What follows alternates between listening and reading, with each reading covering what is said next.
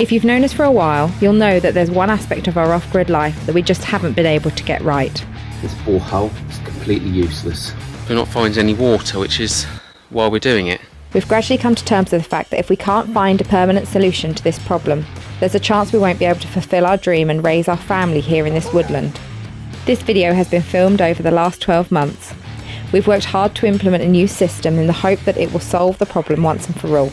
Here's how we got on.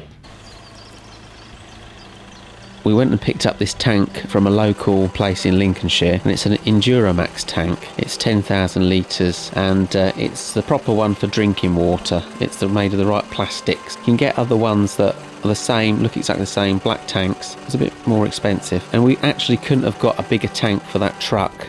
We could see, we decided if we need another tank, we'll get another 10,000 litre tank, because that's all we can really manage with the gear we've got, and even then it's a bit risky. So we managed to do this without crushing my father, so it was good.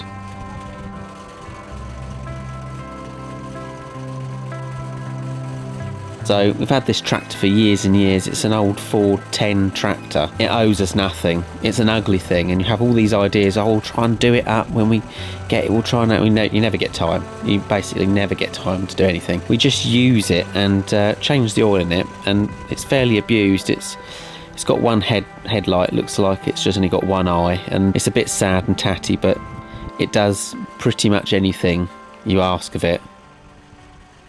So there's actually quite a lot of work that went into this. So we had some ply that we cut down into 8-inch strips, and we used some thick batten to reinforce it all the way around. Had to get the circle right to start with by putting a peg in the middle and running round in a circle with a string and battening out. So then we put some MOT stone inside the circle and got a whacker, whacked it down flat, and then we put some reinforcement mesh in there and raised it up slightly, and then we started concreting. By doing this circle, we actually saved, I should think, about a ton of ballast going in, and also some MOT stone. So the 6 inches of concrete, and there was 2 inches of MOT stone in there, and there was at least a ton of MOT stone, and we used 4 ton of ballast on that, easily 4 ton of ballast. So we've got our 10,000 litre tank that I'm going to be trying to put on the base today. So I'm not an expert at this, and like everything, this is off-grid. It's about trying to do stuff rather than claiming to be an expert. So just to clarify, I'm not an expert at moving tanks, I'm not an expert at doing solar, I'm not an expert at water or plumbing. This is off-grid. So just so everyone is on the same page, this is off-grid.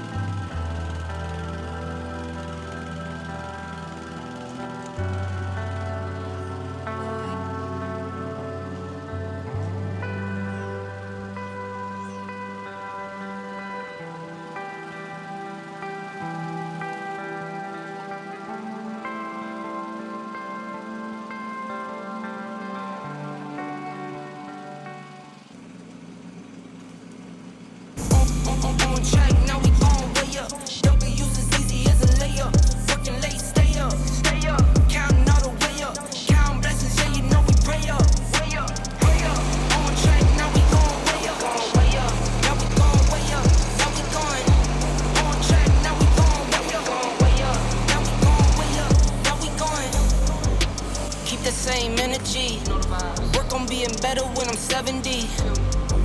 Your drip is just a water spring. You know I drip different, just a 7 seed.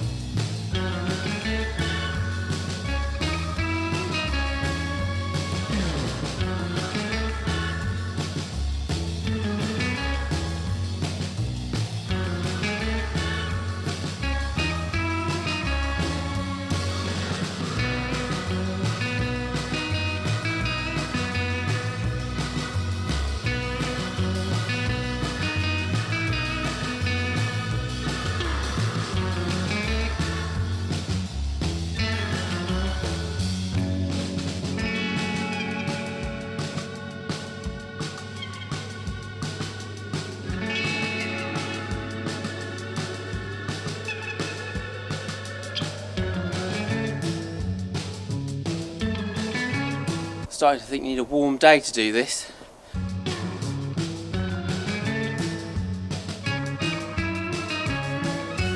Right, I'm going to start filling this in now before it gets dark. I've got an hour before it starts really getting dark. I'm going to run some tape along the trench that's basically says water mains, blah blah blah, as I start digging it up at one before the mains drop.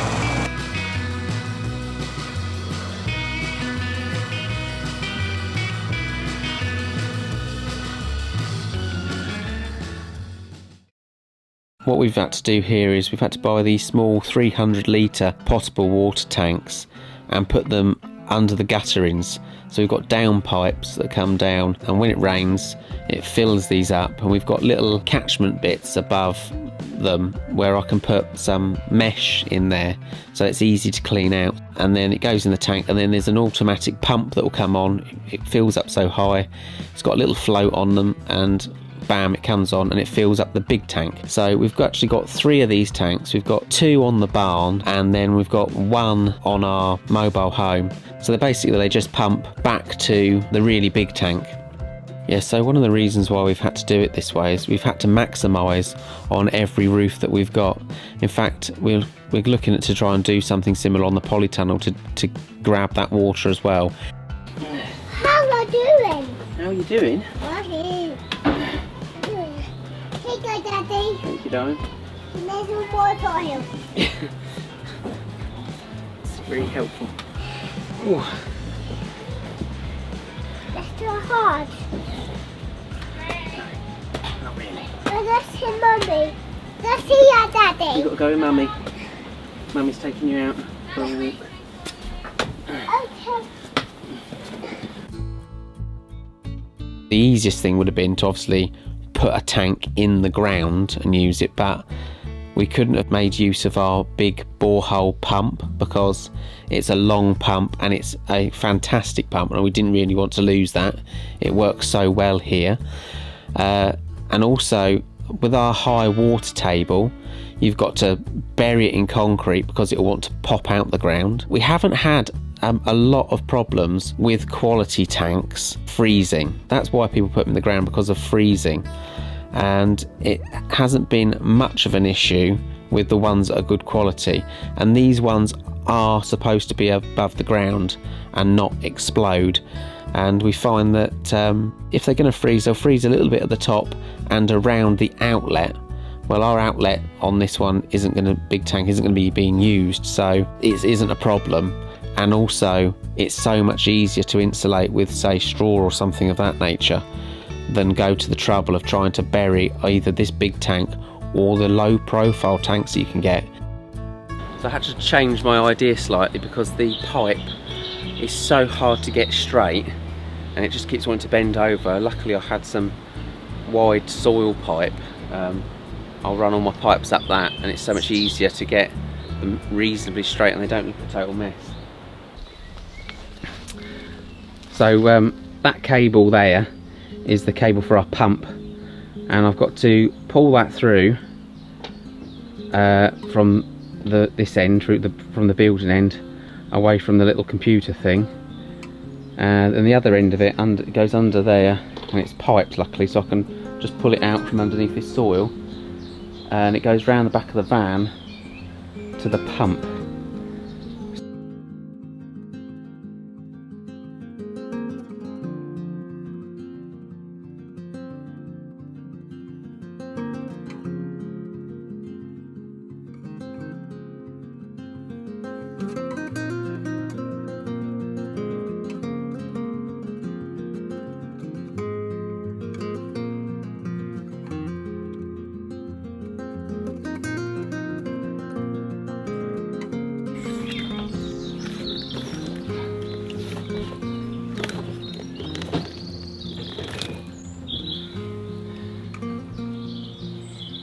So next got to put it from the other side down to down past the van, and then pull the pump out of the tank.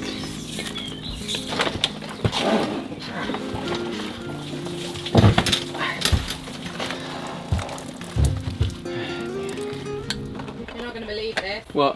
We've just had an invite to the One Show. Someone from ITN who produces for the BBC for the One Show. You are joking. No! Oh my god, what, to actually go on the One Show? Like to have a filmed segment.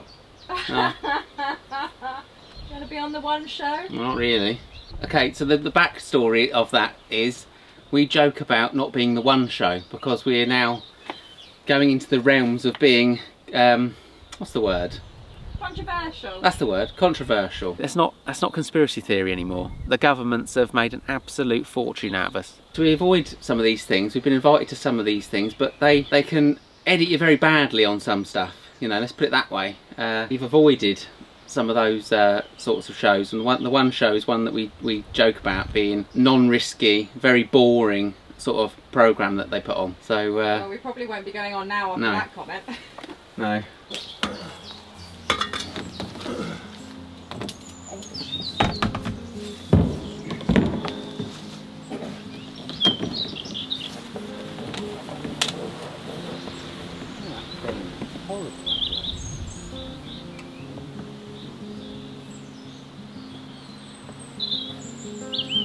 Hold that cable, just in case that. Yeah. Lightly, so right, we don't cut it off. Yeah. It's far too long.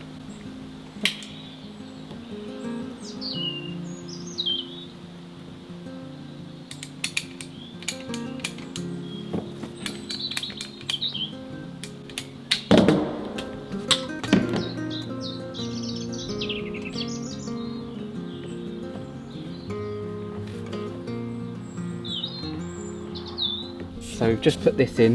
This one's for the pump, and we've got this stainless steel cable that's to pull it out with.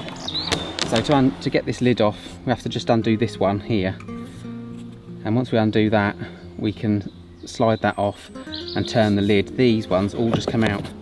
These ones are just for the other tanks to pump into, and they just sit there, and they've been fine pumping in there. We've got 1, 2, 3. They come from other tanks at the end of gutterings that automatically pump into this tank, and then we've got this one which is just to is the borehole pump. So now we've done the pump bit, that's all in, and we've set the cable out around the fence. We can just get this plugged back in.